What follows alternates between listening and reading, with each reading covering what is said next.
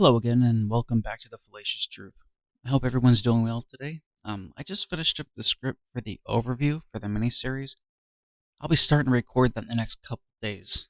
It's my sincere hope that this actually does help some man out there or men who are facing a divorce, or know one that's coming down the line, or currently going through one right now. While time to be prepared is much preferred, a crash course and cramming as much knowledge as you can is better than nothing. Okay, I've got something different here today. Instead of going through a video, although there's plenty of them out there, I've got an article here that I came across that might be a little interesting taking a look at. This article is entitled, Devastated Mom Shares Why 12 Weeks of Maternity Leave is Just Not Enough. And because we don't want to use the individual's real name, we're going to call her Phyllis. When Phyllis had her first child, she went back to work after 8 weeks. Going back to work felt like a good idea. She enjoyed getting a break from the grueling work of caring for her newborn, who wants to eat every 2 hours and cries non-stop.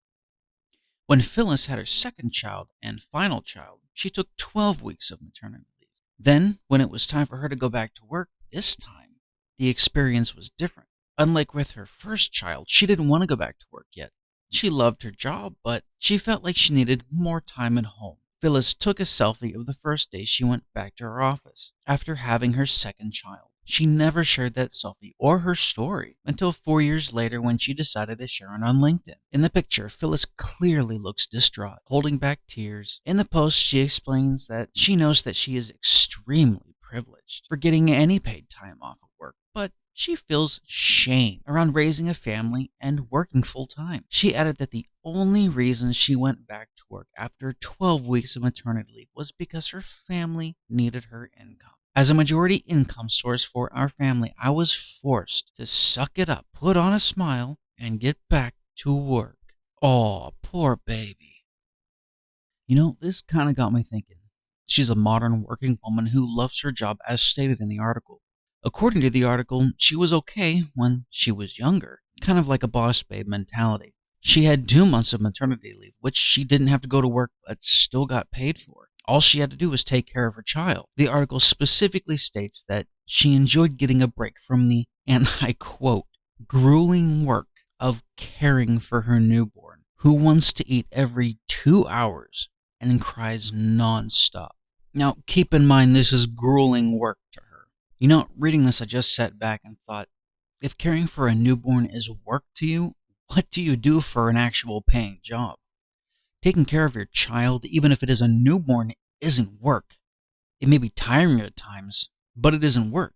Feeding, less sleep at night, crying, changing diapers, it all comes with the territory, and you simply expect this whenever you have a child.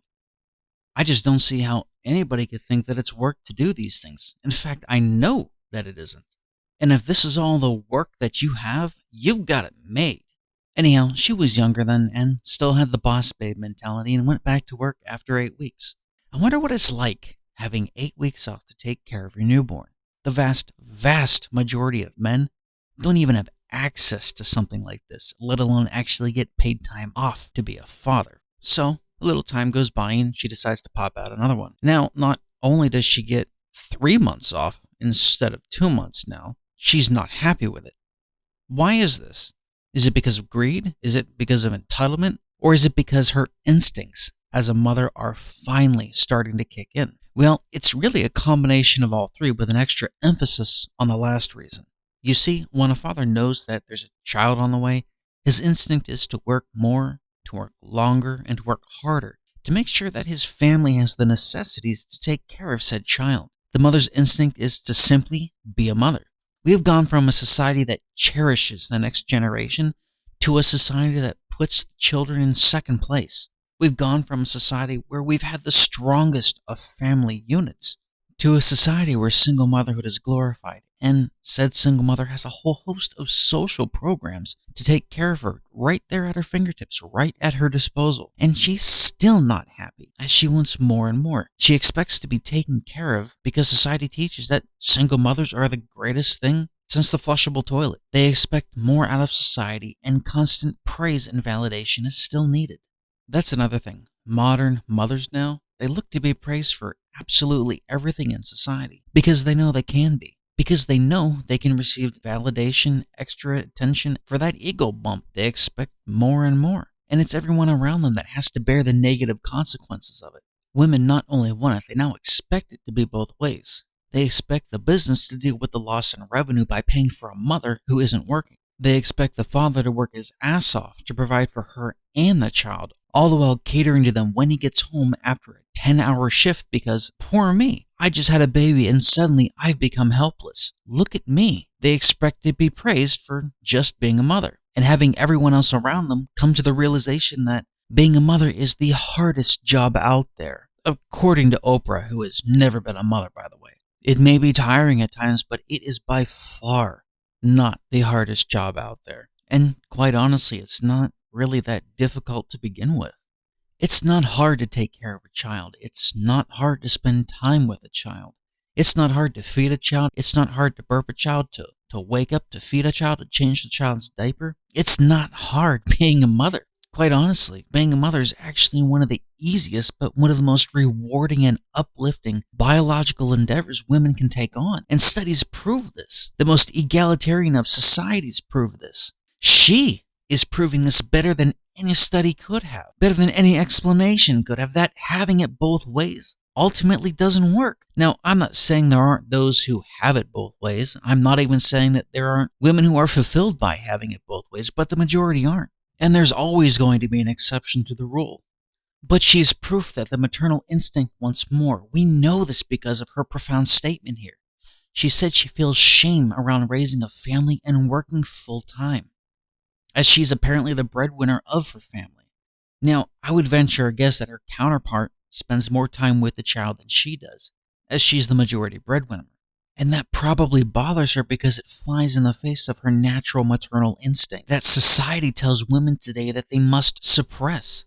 Look, my point is, only in a first world country can a woman want to be a boss babe with a job, want to be a mother and expect time off to be a mother, receive time off to be a mother and being paid to be a mother, complain to everybody on social media so she gets her "aw, I feel bad for you" and the extra dose of validation to go along with it. And only in a first world country can a woman come in and state that being a mother is the hardest jobs, get praise and adoration for performing a function that women and men have been performing for thousands of years. The entitlement is unlike anything in history, and your average mother still isn't happy with the choices that she and she alone were hers to make. Now she demands that everybody else around her accommodate her. And you know what? Don't even get me started about single fathers, which is looked on entirely different in today's society. You know what? That's actually another video for another time because it's something that needs to be addressed. A counter-informational video to this one. Those single fathers out there know exactly what I'm talking about. And this doesn't even begin to address the business aspect of this. While women complain because they feel as though they are entitled to receive money from society for being a single mother, while women take great pride in advertising their single mother status, men don't let people know that they're single fathers unless they have to. Well, why is this, might you ask? Men don't get attention, they don't get validation, pity, etc., or anything for being a single father. No, generally speaking, men are looked down upon for being single fathers, and they're also looked upon as predators for being single fathers. Women get gifts, women get prizes from their peers, the government. Single mothers get child support from the father, even though they've turned the child against the father. Men don't have a single government anything out there to help them as a single father. Hell, they certainly don't have entire departments dedicated to them in the government. Men don't have the same entitlement mentality because they have never been coddled by society. They've never been told they will be taken care of. They've never been told they deserve anything. Single fathers and men know that if you want something to happen, you have to make it happen yourself. Well, once again, thank you for joining me here on the Fallacious Truth. I hope you were able to glean something off of this episode and hope to see you again in the future. Thank you and take care. Please also don't forget to like, share, and subscribe these out. I'm still a brand new channel here and really hope I can grow this in the near future here. Thanks again and take care.